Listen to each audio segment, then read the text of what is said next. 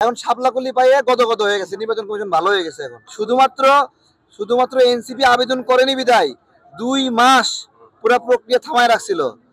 NCP তো ঠিকই Markle হয়ে গেছে, নির্বাচন কমিশনের দিনে 2 বার 3 বার গালি দিছে।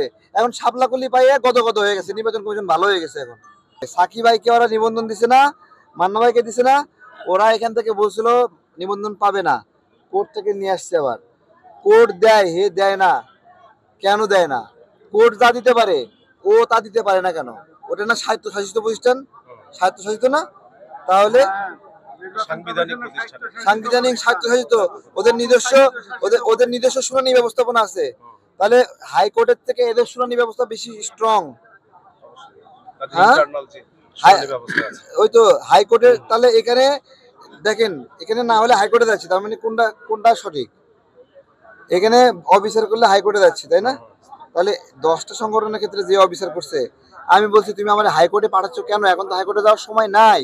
বিনয়ের সাথে বলতেছি, আমি হাইকোর্টে গেলে এই নির্বাচনে অংশ নিতে পারবো না। আমি নির্বাচনে অংশ নিতে চাই রে বাবা। আমাকে তুমি মার্চ মাস থেকে কার্যক্রম শুরু হয়েছে, এতদিন ধরে জুলাই রাখলা কেন? নভেম্বর মাস